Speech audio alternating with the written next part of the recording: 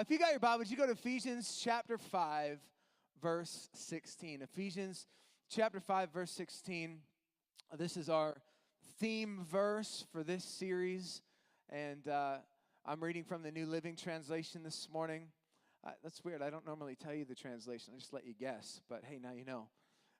Ephesians 5, verse 16 says, "Make the most of every opportunity in these evil days." Make the most of every opportunity. We got to make the most of the moments we get to share together. We got to make the most of our invites for Easter at the Jack. We got to make the most of our relationships. We got to make the most of our church community. We got to make the most of our family. We got to make the most of our moments that we have, because we don't know how long we have. That's just the truth. We don't know. We don't know when our number's going to be called. We don't know what it looks like tomorrow. We don't know what tomorrow brings with it. And so this whole premise for this series is just built around the idea that when somebody knows they're in their final moments, they live different. When somebody knows they're in their final moments, they start to focus on the important things. The trivial things get passed by. The unimportant things get overlooked. When you know it's down to the wire, you zero in on what matters most. And the Bible in the New Testament, Matthew, Mark, Luke, and John, those are the Gospels, tell us more about the last 7 days of the life of Christ than any other period of his life.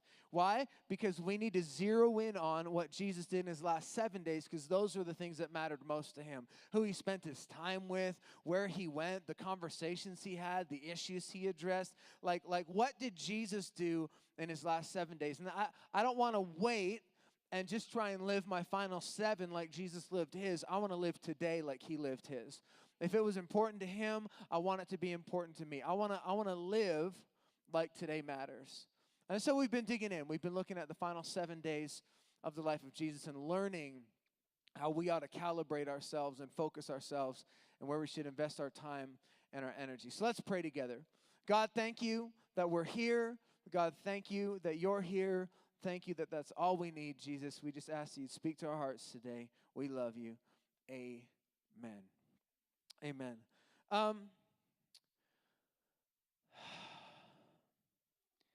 I have a love-hate relationship with men's fragrances. I am a recovering abuser of men's fragrances. Can we just be transparent for a minute? I have in my life, now, admittedly, and Dad, if you're watching, it's not your fault. I didn't get a lot of training.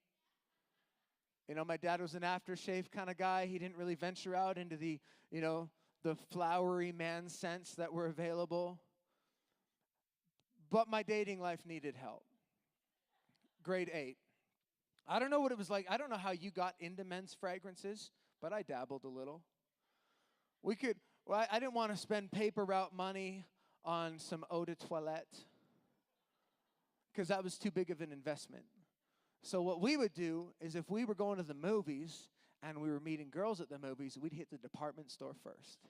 And we'd go in and we'd pick out the good stuff, and you'd give yourself a little spray down, a little shower, a little free cologne tester bath, and then you'd walk into the movie, you're ready. But I couldn't do that for my grade 8 graduation. So my grade 8 graduation, I didn't know what to do. I felt kind of embarrassed. I didn't want to ask my parents for cologne because I thought, like, is that cool? Like, are my parents going to judge me? So I didn't ask. It wasn't a conversation I was comfortable having. Instead, there was a gas station by my house, and it had a bin in the men's stall that sold contraceptives and cologne, each for $1. It's like, you know what? I can trust the gas station. So I read some advice that had been etched into the wall of the stall, and I brought a couple bucks, and I didn't buy the contraceptive, but I did get, they had like these little vials of Calvin Klein Obsession for men. And it was like grade 8 prom, which is like nothing. You just eat chips and do circles. And but I didn't know, like it looked like a small amount. I thought, well, surely that's not enough to do what it needs to do. I'm 13. There's a certain amount of odor that needs to be masked here. And so I spent several dollars on several vials of Calvin Klein obsession for men. And then I didn't tell anybody I had it because, again, I didn't know how my parents would react if I was wearing obsession. I thought they might, I didn't know. My church was lovely. And so I just thought if I wear obsession, am I causing the women to stumble? I didn't know. But it was a risk I was going to take at the grade 8 grad dance. And so I unloaded like 5, maybe 6 bottles of obsession on my neck, my arms, down my pants. Like I had obsession everywhere. I felt so good because I smelled so good, That's true. Like you feel better when you smell better. And so I walked in and I didn't know that you're supposed to use it in moderation. I had one dance that night, and I danced with the girl, and halfway through she's like, "You smell like mothballs." Maybe the obsession that I got from the gas station had expired. I don't know. But that was my last dance. I didn't even make it to the end of the song. And so then I kind of moved in through high school, and the struggle continued to find like a good balance. Like, what's my smell? Like, what's the smell I should be embracing? And how much of that smell do I need? And of course, at 14 and 15, you should just shower after gym class, but instead you just take a $1 bottle of obsession and try and mask the odor, and then it's got this toxic, rancid smell to it, and it was just all very complex. But then I got to college, and I really started to figure my smell game out. Like I got my scent game on lockdown, and because see, in college I had to do some things I'd never done before. I bought my own iron. I had my own ironing board. And then so in what I thought was a stroke of pure genius, now I continued to I was actually asking my wife, we were talking about my history with fragrances this morning, and she said, you were still using those little things when we got married, which is true. But I'm a converted, a scent guy. So in college, though, I kind of had it figured out. So what I started to do was instead of putting water in my iron, I put cologne in. And come on, that's pretty smart. It was in the fabric. I ironed everything, like every T-shirt, every undergarment, all my jackets. I was ironing my jeans. Like I had concentrated doses of obsession from random gas stations in my iron, making me smell amazing. I was also single the entire time I was in college. Couldn't figure it out. Then I finally met Natasha, and we're on like one of our first dates. And so by this time, I've got a bit of like a cocktail of scents going. So it's not just obsession that I'm ironing into my clothes. I've got the body lotion. Come on, any men lotion? Don't be ashamed. Sometimes you got to keep, anyways. So you don't want to get dry hands, okay? So I had lotion, and I had deodorant by this time. I was like 23, 24, started using deodorant. So I had some smell happening with that. I had the lotion, I had the body spray, and then I had cologne. It was all working together. I'm like, man, this is going to be magic. One of our first dates, I pull up to get her, and she gets in the car, and she sits down, and she looks at me, and she's like, You smell like wood. That's what she says, is it not? She says, it smells like very outside, like woody. Like I can't really put my finger on it. It's not a good smell though. I was like, okay, but she stuck with me. And so we've worked on some things. And I was that guy. You don't want to be the guy who wears too much. You don't want to be the guy that people can smell in the next room. You don't want to be the guy who leaves the room and then people are like, was Jonathan in here? Like, you don't want to be that guy. Like, thank God I didn't have access to Axe body spray. If I had Axe when I was like 20, I'd still be single. Like it wouldn't have happened for me, And unfortunately, I mean, you show up for student ministries on a Wednesday night. It's like this wall of Axe, but that's okay. That's okay. I've come a long way. But there's a moment when I was that guy, man. And thank God for my wife, and she's helped me, and we've gone through some aromatherapy, and I got my scents. I know the scents now because she picked out a scent for our honeymoon, so every once in a while I dip into that bottle, and it's like, hey girl, and it's good. So I know, I've got it cased.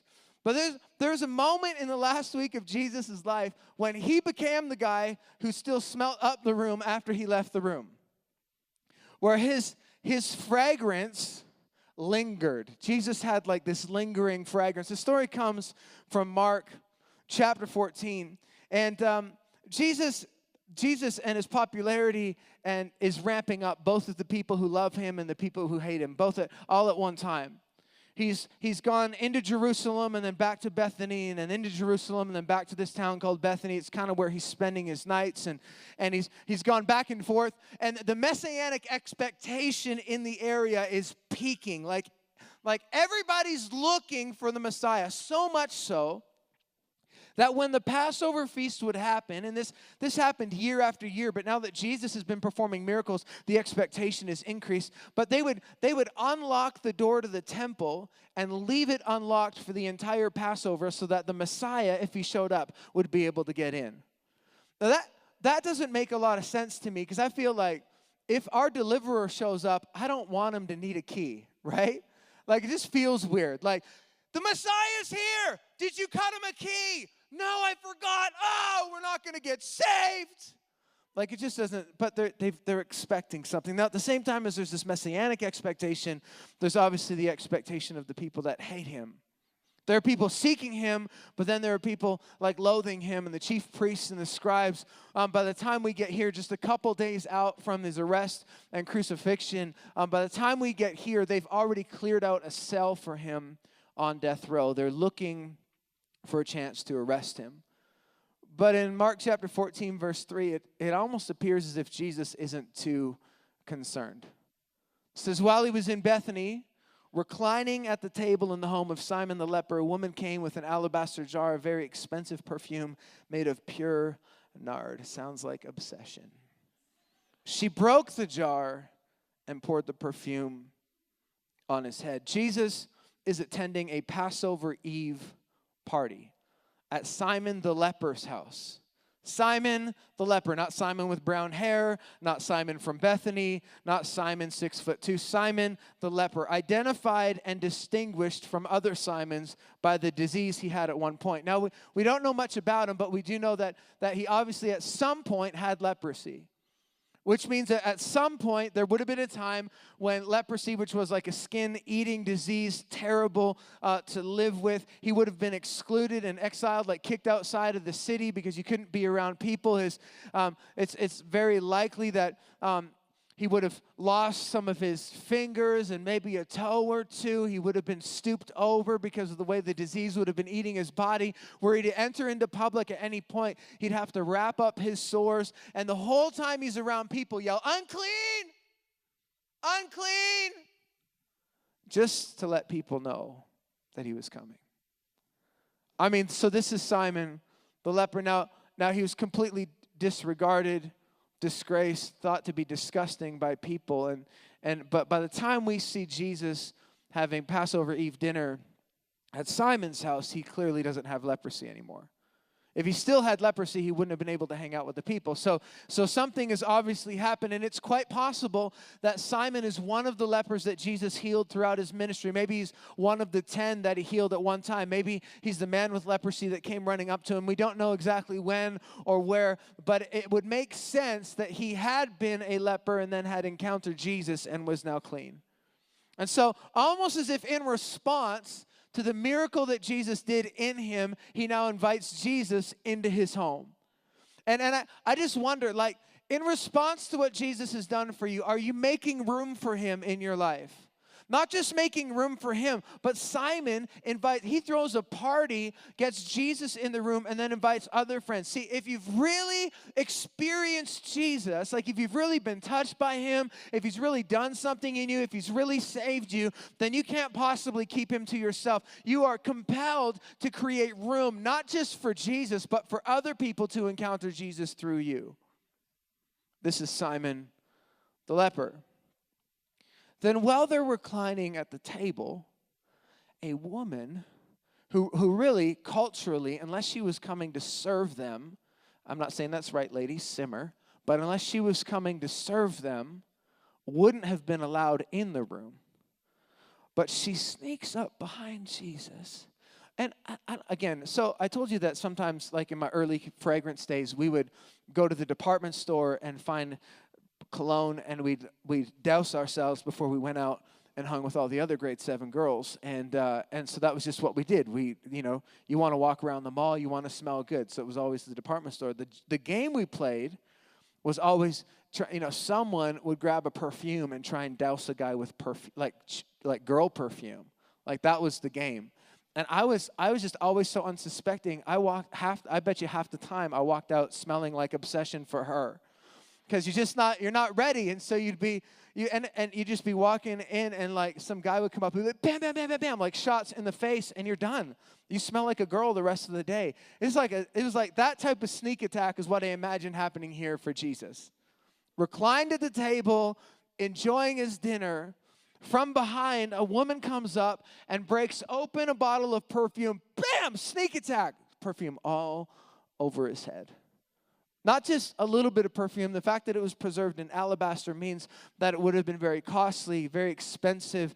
In fact, most scholars think it probably cost the woman about a year's wages. That's how much this perfume was worth. Likely, again, because of the jar, the container could have been a family heirloom that had been passed down from generation to generation.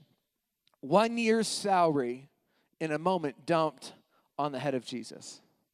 Now, I looked up some of the most expensive perfumes in the world because I was just curious. I'm like, what is... So there's a DKNY fragrance that costs like $1 million a bottle, listed as the most expensive. Now, it's mostly about the bottle because the bottle's all diamonds and gold and crazy stuff that don't smell like anything. But the one that costs the most per ounce is Clive Christian #1 Imperial Majesty. Ladies, put it on your Christmas list. Almost $13,000 US per ounce of this perfume. Anybody wearing Clive Christian? No, not in here. Okay, good. We have to talk about your stewardship. And so, this is unorthodox. It's risky. It makes no sense. This crazy lady sneaks into the room and breaks open a jar of perfume, a year's wages, dumps it all over Jesus' head. She doesn't say anything. She doesn't ask permission. She doesn't go to anyone and say, hey, what do you think about this? I was thinking about dumping perfume on the possible Messiah's head. Are you cool with that? She doesn't go to Simon and say, hey, Simon, I was thinking I could drench Jesus in a bottle of perfume, like just break it over his head, and like, will that disrupt dinner, or are we good? Like she doesn't have any conversations. We don't see her saying anything. She just comes in and breaks it over his head. This is completely illogical from every possible perspective and point of view. See, it was the custom, should somebody show up at your house for dinner, that you would anoint them, but just with a drop, like a dab of oil. But she goes way beyond what's normal. In fact, I like that Mark says this story is recorded in Matthew, Mark, and John. In Mark's gospel, it says that she broke the jar. Like she broke it. So when you break the top off the jar, you can't reseal it. You're committing to dumping out everything that's in that jar at that time, at that moment. Like she had no intention of saving any. She had no intention of getting any back. She wasn't going to wring out the Lord's beard and then rebottle the perfume. Like she had no intention. That's disgusting, P.S. If you have a beard that you can wring out, it's time to shave, okay?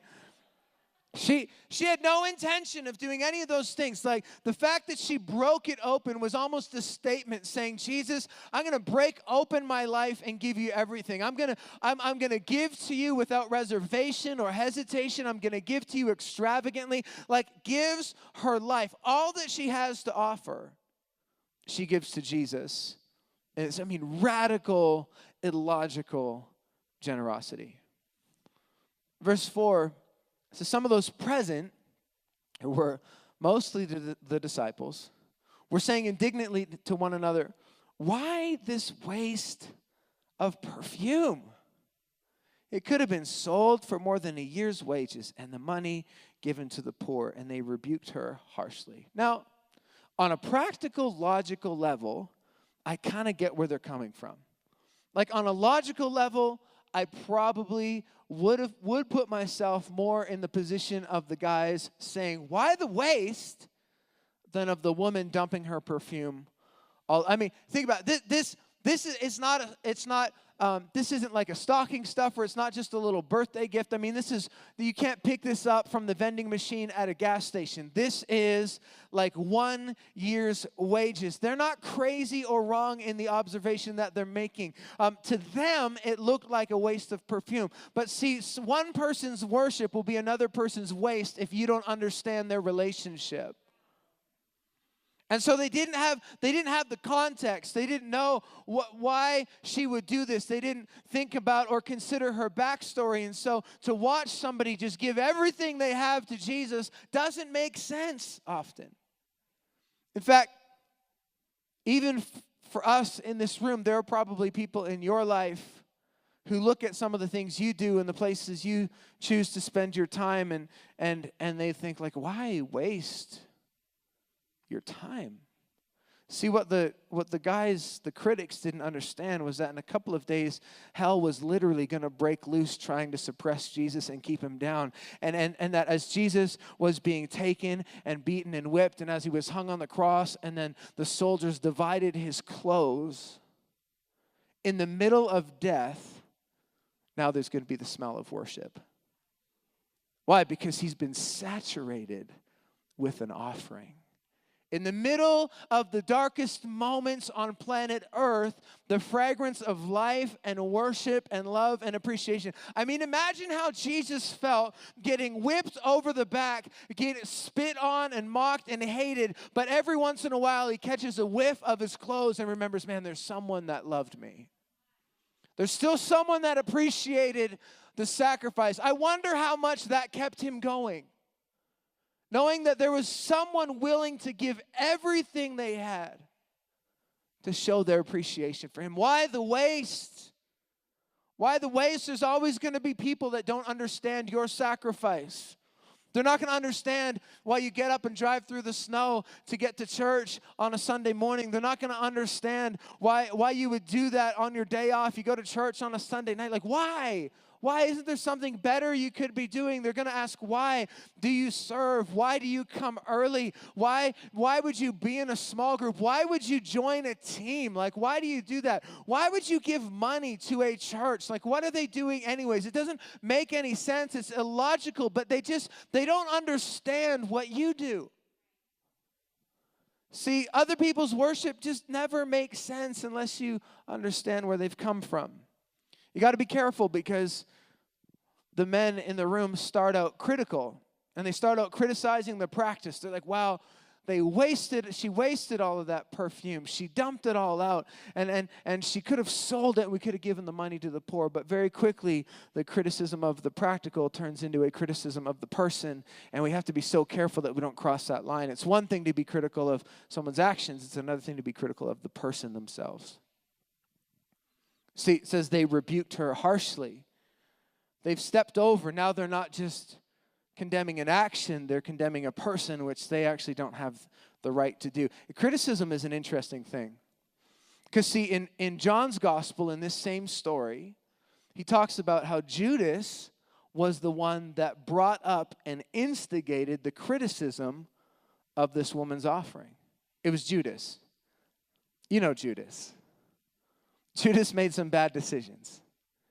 In fact, the Greek word used here for waste is the same Greek word that's used later in Scripture for perdition when it talks about how Judas wasted his life.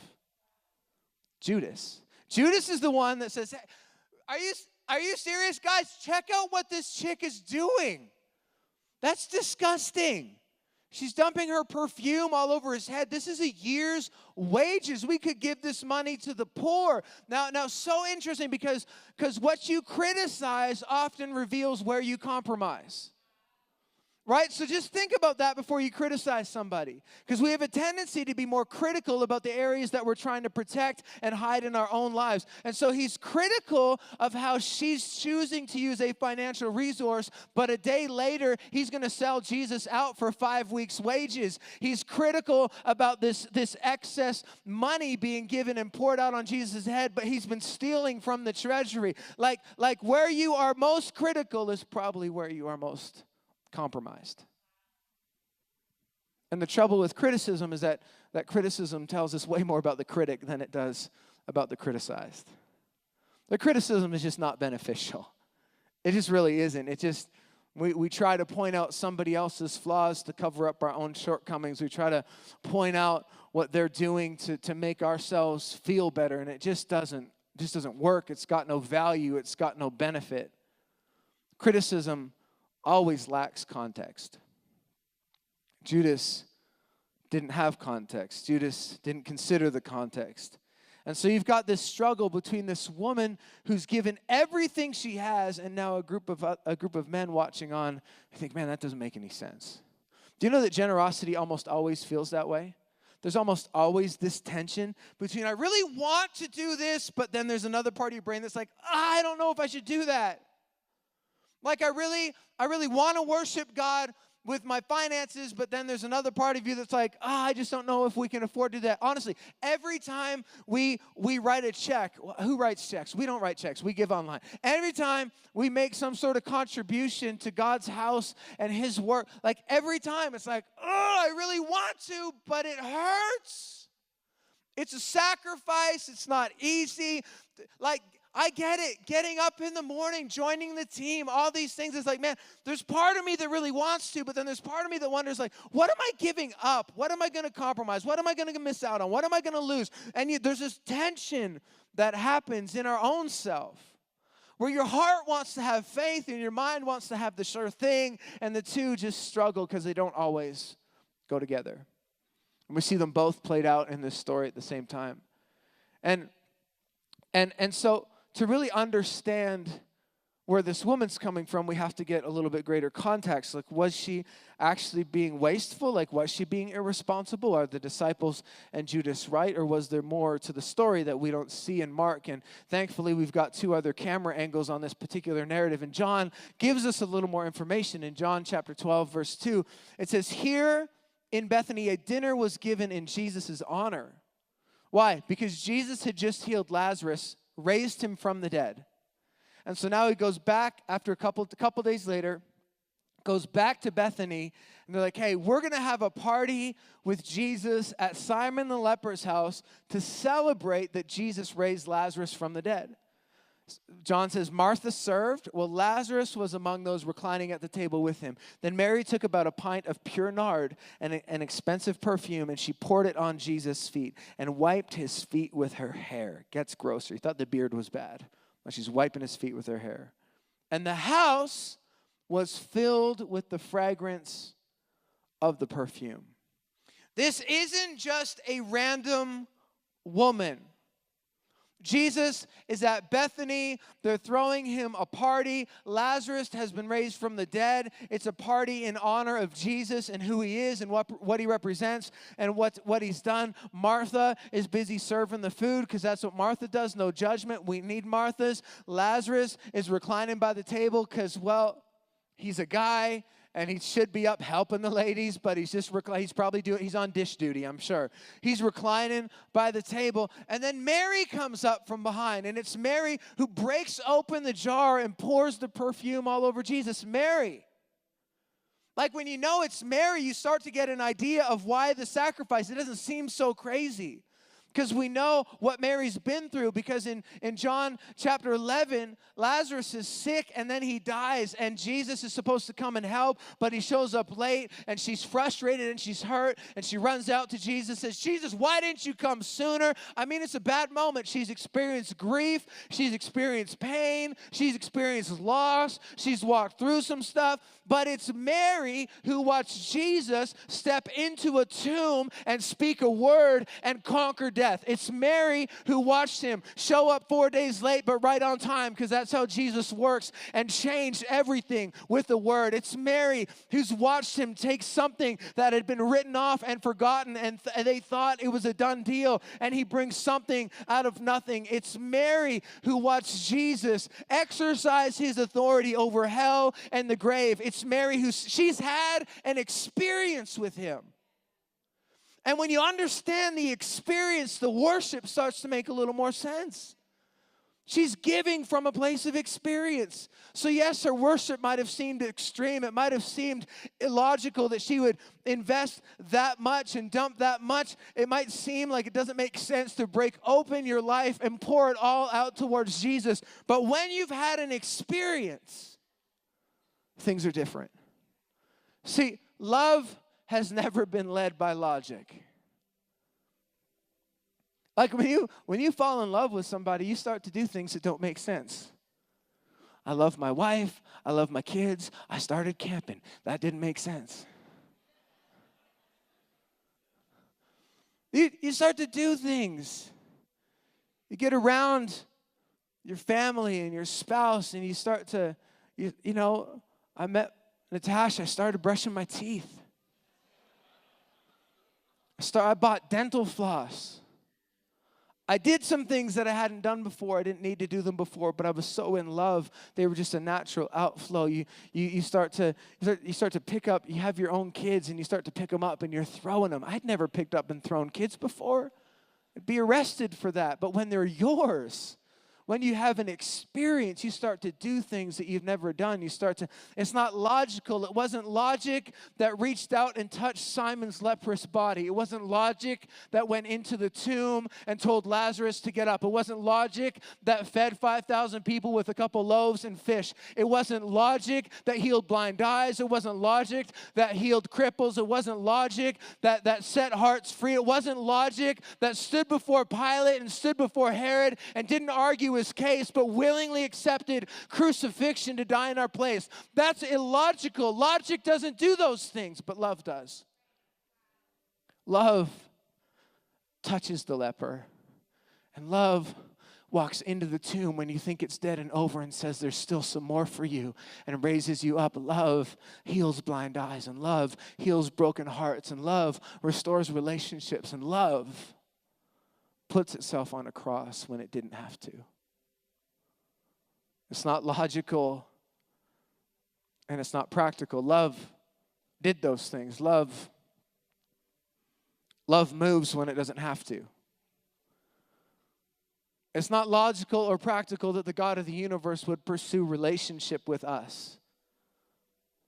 It's not logical or practical that someone like me, someone who at the best of times struggles to stay consistent, someone who often gets overwhelmed by his own weakness, someone who makes poor decisions and compromises too much and gives in too much. It doesn't make sense that God would still choose me to be the recipient of his grace and his mercy. It's illogical. It doesn't make sense. But it gives context, doesn't it?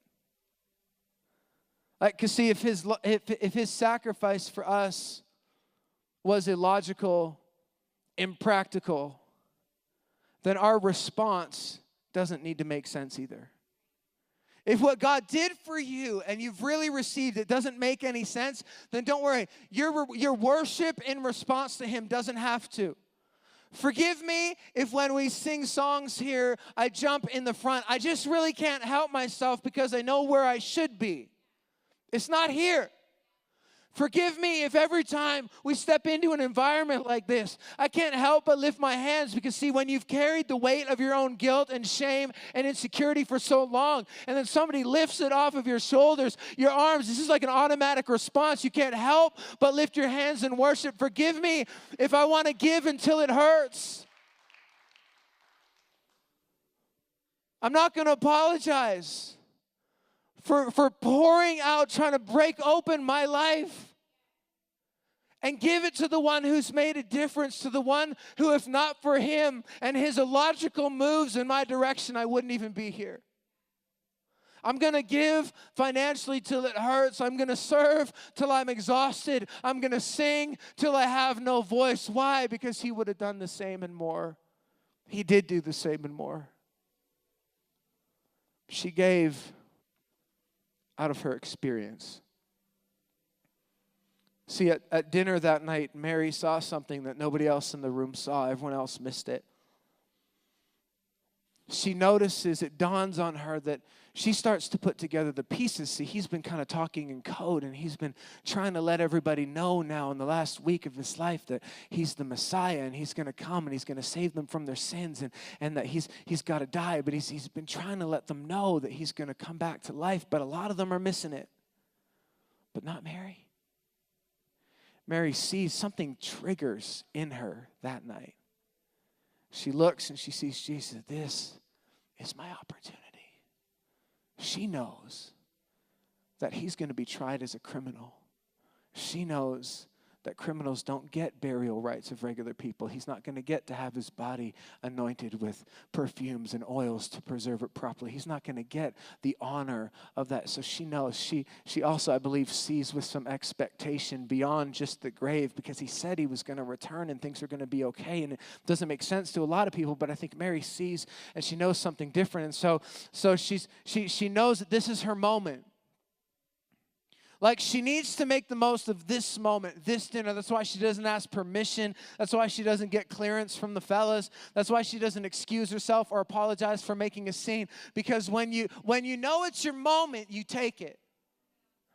And see, radical worship, it's always the right time to worship with everything. It's always the right time to break open your life and give God everything. It's always the right time to break open your wallet and invest. It's always the right time to serve. It's always the right time to invite people to church. You don't need to wait for another day. Someday is an issue in our culture because we wait for someday. Someday I'll get my life right. Someday I'll get it sorted out. Someday I'll get consistent. Someday I'll tell her I love her. Someday I'll buy her flowers. Someday I'll make the phone call and say sorry. Someday I'll forgive. Someday my kids will understand why I work too much and they never see me. Someday. But what if someday doesn't come? Then the price you pay for being practical is more than the price you would have paid for being extravagant. What if someday never shows up? We're waiting around for someday. I'll invite my neighbor someday. What if they don't have a someday? Someday is the enemy of extravagant worship. Someday I'll give like God's asking me to. Someday I'll join the team. Someday I'll invite my neighbor. Someday.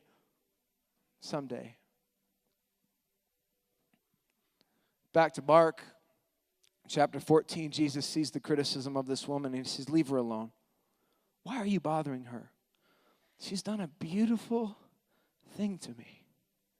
The poor you'll always have with you, and you can help them anytime you want. Notice, Jesus is not saying don't give to the poor. He's saying you should help them anytime you want. It's on you, but you should do it lots. But you'll not always have me. She did what she could. She poured perfume on my body beforehand to prepare me for my burial. Truly, I tell you, wherever the gospel is preached throughout the world, what she has done will also be told in memory of her. I love what Jesus says about the woman. She did what she could. What does Jesus want you to do? What you can. He wants you to do what you can. You breaking open your life and giving it to Jesus looks different than me breaking open my life and giving it to him. You breaking open your resources and giving to Jesus looks different than me. What it means is like the imagery, breaking open the jar means I'm going to give you everything I have and I don't need to take it back. But you don't have to do what I do. You just have to do what you can do. That's what God expects. He expects that we would do all that we can. The minimum requirement was a drop, but she pours out the whole thing. I love it. God recognizes, Jesus knows a drop would have been satisfactory in the culture, but not when you've been impacted, not when you've had an experience, not when you've met Jesus. So listen, you can recline at the table if you want to. You can just give Jesus a drop if you want to, but what he sees and what he remembers is the person who pours it all out. Mary didn't just give from her experience, but she gave from her expectations. She knew that there was more to the story. She knew that something else was going to happen. She knew, I don't think she knew all the details, but she knew she had faith. She believed for something more. A lot of us are waiting on God to produce a miracle. He's just waiting on us to plant a seed. Mary's offering was a seed. She knows he's going to die for her sins. She expected it to happen. That's why she anoints him in this moment. But God, as he always does, makes sure that what we invest never goes without a return. He multiplies. She gave a year's wages, but 2,000 years later, we are still talking about her. She gave a year's wages and influenced in that moment. 2,000 years later, her story is still being shared. Her fragrance is still being smelt and experienced. We are reliving. And every time we tell her story, Jesus is right there. Mary didn't preach a good sermon. She didn't pray an eloquent prayer. All she did was give everything she had, and she's still being talked about. You know what my goal is? I want it to be that when I'm mentioned, Jesus is seen. That's what I want. I want when people mention me, for Jesus to quickly become the topic of conversation. I want when people see me, not to see me, but to see Jesus in me. I want that to be my story. I want someday when my kids are talking about their dad to their kids, I want them to be like, wow, yeah, dad did this and that, and then they see Jesus in that story. And so I want to invite you, we've got 2 weeks till Easter. I want to invite you to give out of your experience. I want you to do a little inventory on yourself. I'm not just talking finances, I'm talking life. Are you reclined at the table? Or are you breaking your life open and saying, God, you've done so much for me. How can I not do for you? How can I not give it back to you? How can I not give you everything? How can I not give you my present? How can I not give you my future? How can I not give you my time? How can I not give you my talent? Like, where are you at? Where are you at? Give out of your experience. If you've truly encountered him, then it's going to be shown in how you worship him. Jesus is teaching us something in the final days of his life on earth. I believe letting us know that it's only when we give everything to him that we really make a difference. If we just break ourselves open, give it all to Jesus, then other people will see him in our story and in our lives. I'd like you to bow your heads. We're going to pray together.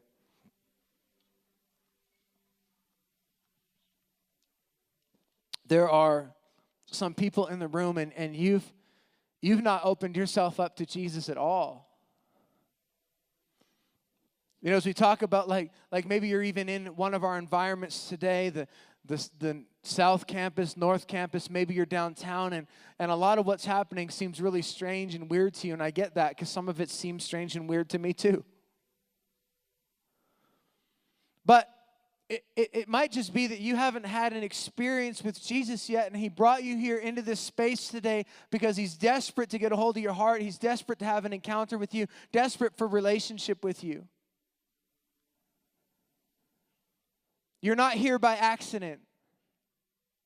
The same way that Jesus touched the leper and made him clean, the same way that Jesus walked into the tomb and raised Lazarus up. If you're here today and you don't have a relationship with him and you feel buried by your circumstances and weighed down by guilt and confused about the future and unsure about your purpose, just know that Jesus is here to reach out and touch you and interact with you and bring life to you.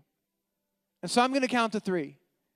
And if you're here and you need Jesus, you don't have a relationship with him yet, you need him, this is your moment. When I hit 3, I want you to slip your hand up. We're not going to center you out or embarrass you, but we're going to simply pray together. You want to make that decision, here we go. Nobody's looking. 1, 2, North Campus, downtown, you're with us. 3, go ahead, you slip up your hand. Amazing, thank you very much. Thank you, thank you. Thank you in the South, amazing. Downtown, we're counting, we're looking at you, we're loving you, we're proud of you. North Campus, we're proud of you. Here's what I'm going to ask you to do. If you raise your hand, you can put it down. Maybe you made that decision in your heart. Our pastors at every location, they're praying with you right now. But I'm going to invite you to say a simple prayer. And Experience Church, can we join our friends together? Let's pray this prayer. Say, Jesus, I need you in my life. Starting today, I give you everything. Hold nothing back. Amen. Amen. Come on, as loud as we can, campus. Let's give it up for everyone that made that decision today. We're so excited, so proud of you.